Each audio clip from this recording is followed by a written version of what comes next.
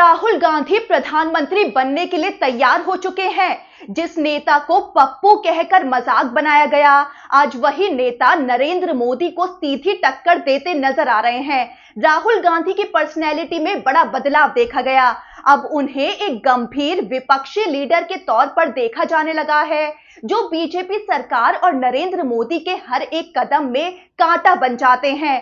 लेकिन बड़ा सवाल खड़ा होता है, क्या राहुल गांधी प्रधानमंत्री बनने के लिए सच में तैयार हैं?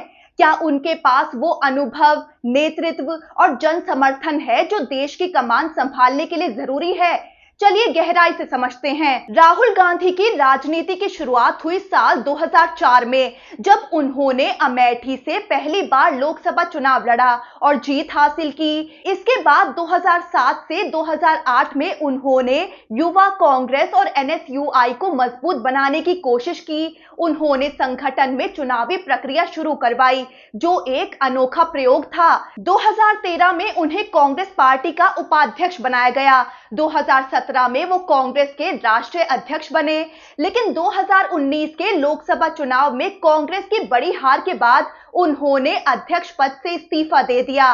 ये एक ऐसा कदम था जिसने ये दिखाया कि वो हार की जिम्मेदारी लेने से भागते नहीं हैं। फिर आया राहुल गांधी के राजनीतिक करियर में सबसे बड़ा टर्निंग पॉइंट, भारत जोड़ो यात्रा। 2022 से 2023 में ये यात्रा कन्याकुमारी से शुरू होकर कश्मीर तक चली, करीब 4000 किलोमीटर तक। इस यात्रा की खास बातें ये रही कि राहुल गांधी सीधे आम जनता से जुड़े। बेरोजगारी, महंगाई, सामाजिक नफरत और ध्रुवीकरण जैसे मुद्दों को सामने रखा।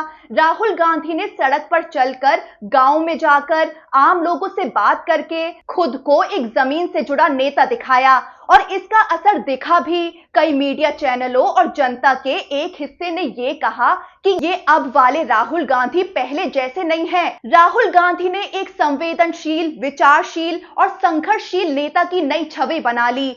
अब एक सवाल ये भी उठता है, क्या राहुल गांधी का अनुभव प्रधानमंत्री मोदी की छवि और अनुभव का मुकाबला कर सकता है? तो मोदी के पास 20 साल से ज्यादा का प्रशासनिक अनुभव है। पहले गुजरात के मुख्यमंत्री, फिर 2 बार देश के प्रधानमंत्री, जबकि राहुल गांधी कभी भी किसी सरकार में मंत्री तक नहीं रहे। एक तरफ राहुल गांधी के आलोचक कहते हैं कि सिर्फ सवाल पूछना और नैतिकता दिखाना ही काफी नहीं होता, देश को एक मजबूत और निर्णायक नेता चाहिए। लेकिन राहुल गांधी के समर्थकों की दलील है कि भारत का संविधान हर नागरिक को प्रधानमंत्री बनने का मौका देता है, और सिर्फ अनुभव नहीं, देश के लिए विजन होना भी जरूरी होता है। यानी बहस सिर्फ अनुभव की नहीं है, नेतृत्व और सोच और जन समर्थन की भी है। अब समझते हैं विपक्ष में राहुल गांधी की स्वीकार्यता की। राहुल गांधी की भूमिका इंडिया गठबंधन में बेहद अहम रही है। उन्होंने विपक्ष को एक मंच पर लाने के लिए लगातार पहल की, कांग्रेस को फिर से राष्ट्रीय राजनीति में मजबूती से खड़ा करने की कोशिश की। लेकिन सच्चाई ये भी है कि ममता बनर्जी समेत कई विपक्षी नेता राहुल गांधी को खुले तौर पर प्रधानमंत्री पद का उम्मीदवार मानने से बचते हैं।